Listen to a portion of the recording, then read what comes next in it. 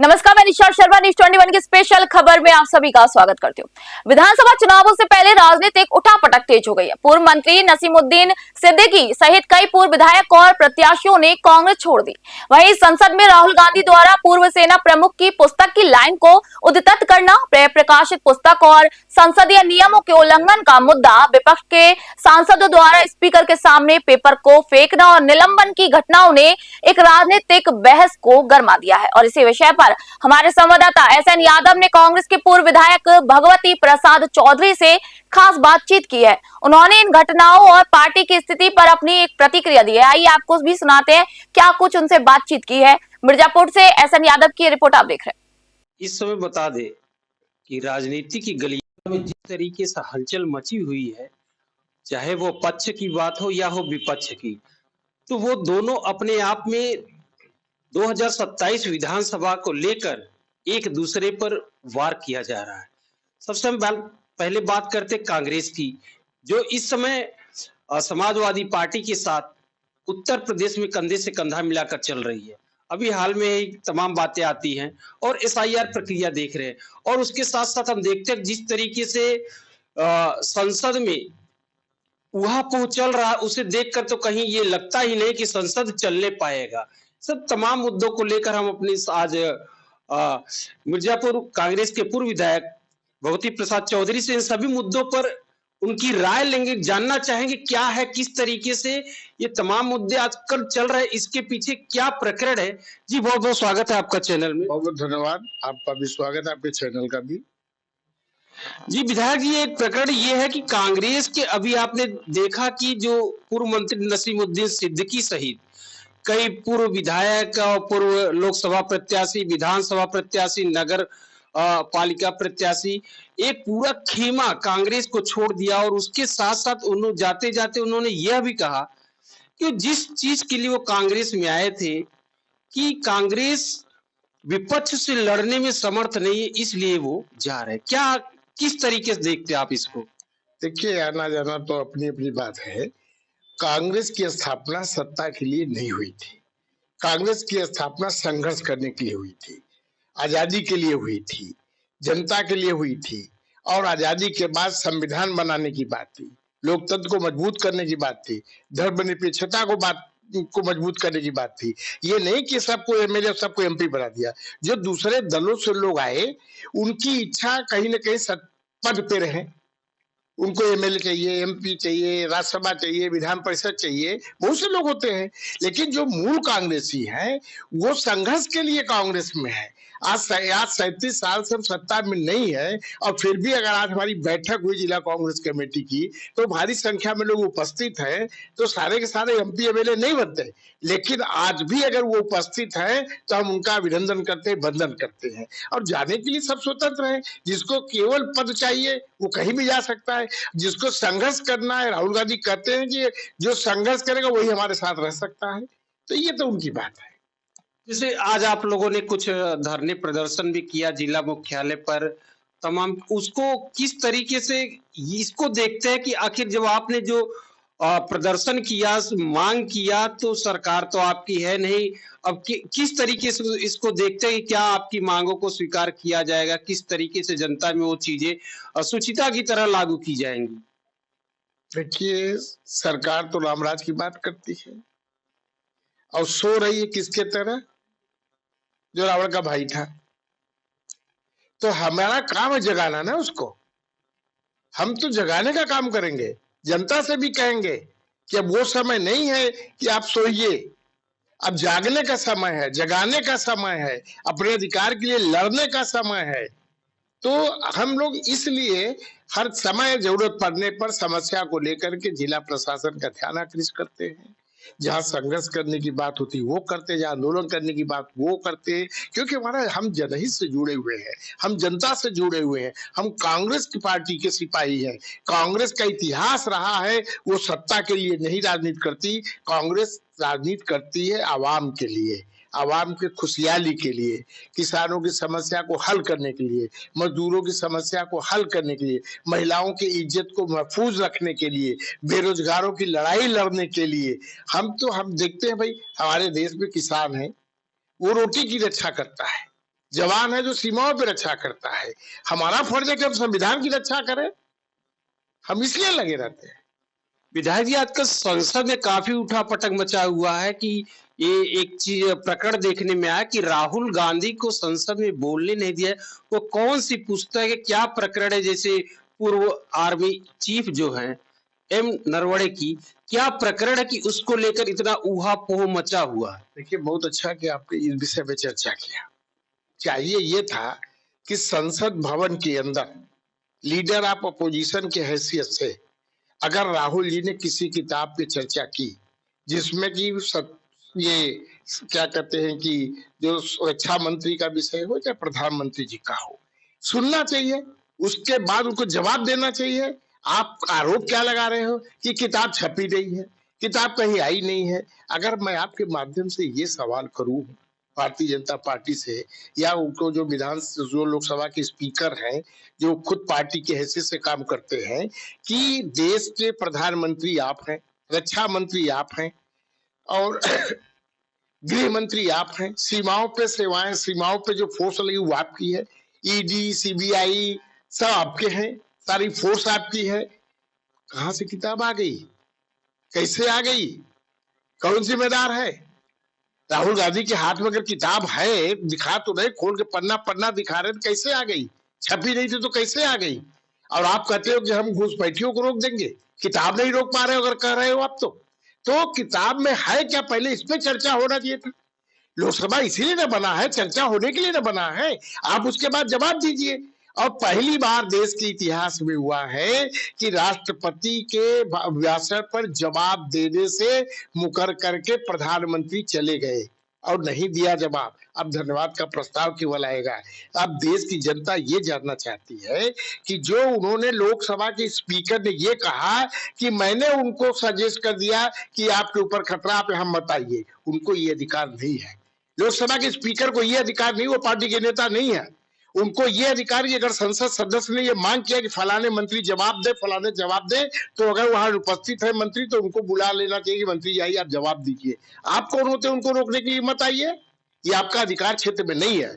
आप संसद भवन का संचालन करिए, लेकिन गलत परंपरा मत बनाइए। इसलिए मुझे कहना पड़ता है कि अब देश में जो सत्ता का शिवलिंग है उस पर जहरीला बिच्छू बैठ चुका है, उसको अब बड़े तकनीकी तरीके से हटाने की जरूरत है, नहीं देश का नाश हो जाएगा, लोकतंत्र का नाश हो जाएगा, धर्मनिरपेक्षता का नाश हो जाएगा। जब हमारे लोकसभा के नेता को जो मतलब एलओपी है, जिसको संवैधानिक अधिकार है, जब आप उसको नहीं बोलने दे रहे हैं तो देश के आम नागरिक को क्या बोलने देंगे? यही तो बात संविधान में हमें अधिकार मिला है कि हम राजा हो या रानी हो, मेहतर हो या मेहतरानी हो, हमें बोलने का अधिकार है। और आज आप उसी अधिकार पर वही से रोक के दिखाना चाहते हो, तो आप जनता तो जानेगी ना कि अब आप संविधान पर चोट कर रहे हो, आप अधिकारों पर कुठाराघात कर रहे हो, आप यहाँ पर तानाशाही कर रहे हो। आप ये तो ऐसा लगता है कि ये चाणक्य का चक्रव्यूह चल रहा है। आपके उस जो एक किताब के पहले एफ में जो उनके नाम आए बहुत नेताओं का, जिसमें प्रधानमंत्री जी का भी नाम आया है, उसको छिपाने के लिए इस किताब का मुद्दा उठा दिया गया। हम कहते हैं कि अब सारी देश की जनता ने देख लिया कि भारतीय जनता पार्टी के नेताओं के सेक्स का चित्रहार चल रहा है, सेक्स स्कैंडल का चित्रहार चल रहा है, किसी से छिपा नहीं है। अब अगर उनको जरा सा भी शर्म आवे तो उनको इस्तीफा देके हट जाना चाहिए। नहीं, चलिए, अच्छा, विपक्ष को बोलने नहीं दिया, लेकिन इसके दौरान जिस तरीके से विपक्ष का सपोर्ट करने वाले सांसदों ने स्पीकर के मंच की तरफ, डेस्क की तरफ जिस तरीके से पन्ने उड़ाए और उनको निलंबित कर दिया गया, जिसके विरोध में विपक्ष बाहर धरने प्रदर्शन, सरकार विरोधी नारे भी लगा रहा है, तो इसको किस तरीके से देखते हैं? क्या संसद में ऐसा होना चाहिए? देखिए, कतई नहीं होना चाहिए। पिछले बार जब इन्होंने चुनाव आयोग को अधिकार देने के लिए जब विधेयक लाके और 1 से 2 या कितने सांसदों को निलंबित करके और एक तरफा उस विधेयक को पास करा लिया, तो उसकी नीयत को देखिए ना, उनकी नीयत खराब है। उनका देश से मोहब्बत नहीं है, दोस्तों से मोहब्बत है। वो अपने दोस्तों को बचाने के लिए जो उनके साथ है, जो उनके लिए काम कर रहे हैं, तो ये दशा है। आज मोदी मीडिया चिल्ला रही है इस विषय पे कि किताब में क्या लिखा है। ये वो कोई आम आदमी ने नहीं लिखा है, कोई ऐसा कमाने के लिए नहीं लिखा है। जो इस देश के सैनिक का सबसे वरिष्ठतम अधिकारी रहा है, अगर वो लिख रहा है तो आपको तो उसका सम्मान करना चाहिए, उस विषय वस्तु पे चर्चा करना चाहिए, जो भी उसमें शामिल हो उसके खिलाफ कार्रवाई होना चाहिए। तो आप तो उस किताबें को हटा रहे हो, ये गलत परंपरा है ना। विधायक जी, एक प्रश्न था। अभी पश्चिम बंगाल की मुख्यमंत्री ममता बनर्जी दिल्ली थी, इलेक्शन कमीशन की जिस तरीके से उन्होंने विरोध किया, इलेक्शन कमीशन की बातें नहीं सुन रहा, सुप्रीम कोर्ट गए थे, सुप्रीम कोर्ट में खुद उन्होंने दलील दिया और सुप्रीम कोर्ट ने उनकी दलील को कंसीडर करते हुए उन्हें आश्वस्त किया, अगली तारीख भी लगाई। तो किस तरीके से देखते हैं कि पश्चिम बंगाल की मुख्यमंत्री जिस तरीके से एसआईआर में गड़बड़ी को लेकर सुप्रीम कोर्ट गई और सुप्रीम कोर्ट ने उनकी बातों को सुना। देखिए, ऐसा अभी इसके पीछे घटना यही थी कि कुछ भाजपा के दलित सांसदों ने ये बयान दिया, उनसे कहलवाया गया कि राहुल गांधी या ये लोग जो पर्चा फेंके के खिलाफ कार्रवाई होना चाहिए। मैं आपसे ये कहना चाहता हूं कि अब वहां संसद भवन के अंदर भी दलित और बैकवर्ड को बांट रहे हो, और इससे पहले जब दलित सुप्रीम कोर्ट का जज है उसके ऊपर जूता फेंका गया तो ये सांसद क्या सब सोए थे या इनका जमीर मर गया था? इनकी बोली नहीं निकली कि उस संविधान के सहारे आज आप जीत के गए हो, जिस संविधान का रक्षक सुप्रीम कोर्ट होता है, और आज आपको ये मुद्दा दिखाई पड़ रहा है। तो ये लोग तो इस तरीके के अधिकारों पर हनन कर रहे हैं कि लोग बोलने न पावे।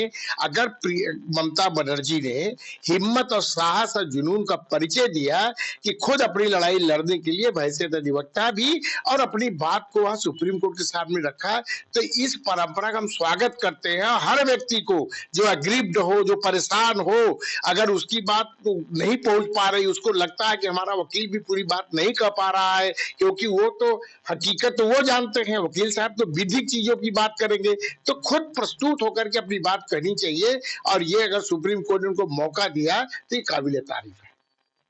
विधायक जी का अंतिम प्रश्न था, हालांकि अब तो पुराना हो गया है, शंकराचार्य प्रकरण का। जिस तरीके से शंकराचार्य स्वामी अभी सरानंद ने बिना स्नान सरकार के सामने ये प्रश्न रखा, 40 दिन का उन्हें समय दिया कि भारत में ये गौवध पर एक कानून बनाया जाए और गौ माता की रक्षा की जाए, और अगर इसके 40 दिन के अंदर सरकार ने उनको आश्वस्त नहीं किया तो वो उन्हें हिंदू नहीं मानते। देखिए, बिल्कुल आपने सही कहा, ये मुंह में राम बगल में छुरी, खास सतुआ बताए पूरी। ये धर्म की बात करते हैं, सनातन की बात करते हैं। हमने पहले भी कहा था, ये क्या यही सनातन है कि महिलाओं के नाम पे शराब का लाइसेंस जारी हुआ? ये सनातन है? यही सनातन का सम्मान है कि अपने शंकराचार्य को, जो हिंदू का सबसे वर्चस्व जगह होता है, उसका अपमान करेंगे? और उस राज्य में अपमान होगा जो धर्म की बात करने वाला हो, जो गेरुआ पहन करके ड्रामा कर रहा हो। तो अब हिंदू लोगों को खुद समझना चाहिए, खासतौर से उस हिंदू को जो अंधभक्ति के रोल में काम करते हैं। बाकी तो हम भी हिंदू हैं, लेकिन हम राम के व्यापारी नहीं है ना, हम पुजारी है ना। तो जब संतों के साथ ये हो रहा है, बोली नहीं निकल रही है, और वहीं पे आरएसएस का जो चीफ जाता है 50 गाड़ी के काफिला से सैकड़ों पुलिस कर्मी के साथ, उनके पास कौन सा संवैधानिक पद है? क्यों उनको इतना महत्व दिया जाता है? क्यों सनातनी का अपमान किया गया? क्यों हिंदुओं के भावनाओं को ठेस पहुंचाया गया? फिर अगर ऐसी बात हो तो क्यों हिंदू का नाम लेते हो? हम तो भारतीय संविधान के रक्षक हैं, मानने वाले हैं। हिंदू हो, मुसलमान हो, सिख हो, ईसाई हो, गीता हो, कुरान हो, बाइबिल हो, हम तो सबका सम्मान करते हैं। लेकिन आप तो कहते रहे ना हिंदू हिंदू हिंदुत्व की बात करते रहे, तो क्यों शंकराचार्य, क्यों नहीं ये बजरंग दल के लोग, क्यों नहीं दुर्गा वाहिनी के लोग, क्यों नहीं विश्व हिंदू परिषद के लोग सड़क पे आकर के नाचते गाते, क्यों नहीं तलवार लेके क्यों नहीं चलते? बोलती बंद हो गई है। तो इससे लोगों को हकीकत पता चल गया कि कहते क्या है, करते क्या है। विधायक जी, और प्रश्न ले लेते हैं कि अभी जो एसआईआर प्रक्रिया का जो अंतिम चरण चल रहा है, जिस तरीके से नाम कटवाने और छुट्टे हुए नाम जुड़वाने की बात चली, तो विपक्ष सरकार के ऊपर हमलावर है कि फॉर्म जो 7 है वो फर्जी तरीके से कुछ विशेष समुदाय के लोगों के नाम कटवाते जा रहे हैं या कटवाने का प्रयास कर रहे हैं। किस तरीके से देखते, क्या ये वास्तविकता में कुछ है कि बस? देखिए, परसों भी कमिश्नर साहब ने पहली बार हम लोगों को बाई नेम बुलाया था बीटे में, और दलों के लोग बैठे थे, ये बात चली। तो मैंने कहा कि अब 2 दिन रह गया, 3 दिन रह गया एसआईआर के संबंध में, ये बैठक 2-3 दिन पहले बुलाए होते तो ज्यादा लाभप्रद होता। आप जो हम सुझाव देंगे उसका इम्प्लीमेंटेशन नहीं हो पाएगा। यद्यपि उसका जवाब उन्होंने बहुत संतुलित तरीके से दिया, विधिक तरीके से दिया। हमने उनसे ये कहा कि जब 2.5 महीने तक अभी लगातार एसआईआर का काम चल रहा था, 2 बार 3 बार डेट में बढ़ोतरी हुई, तो आपने नाम काटा, 3 साढ़े 3 लाख मिर्जापुर से वोट कटे, तो अब 7 नंबर फार्म का तो औचित्य नहीं रहा। अब तो फार्म 6 फार्म 8 का काम होना चाहिए कि जिसका नाम छूटा वो जुटे, जिसमें कोई कमी है सुधार हो, वो फार्म नंबर 8 का प्रयोग हो। लेकिन सत्ता के दबाव में कुछ वीएलए सत्ता पार्टी के दबाव में उनसे लिस्ट लेकर के जिसमें नाम तो लिखा जाए, बाप का नाम नहीं है, अब इस फार्म 7 की तरफ लगे हुए। लेकिन कमिश्नर ने और जिलाधिकारी महोदय ने हम लोग को आश्वस्त किया कि आप लोग निश्चिंत रहिए, मेरे जानिब से कतई ऐसा नहीं हो पाएगा। शुक्रिया हमसे बात करने के लिए। तो इस तरीके देखा हमारे साथ मौजूद थे कांग्रेस के पूर्व विधायक और राष्ट्रीय कोऑर्डिनेटर भगवती चौधरी जी, जिस तरीके से बताया कि आने वाला जो समय है, तो उस समय के साथ जिस तरीके से संसद से लेकर शहर की गलियों तक की जो उठापटक मची हुई है राजनीति को लेकर, वो आने वाला समय बहुत ही अपने आप में दिलचस्प होगा। ये तो समय के साथ जनता को भी समझ में आ जाएगा कि क्या होने वाला है।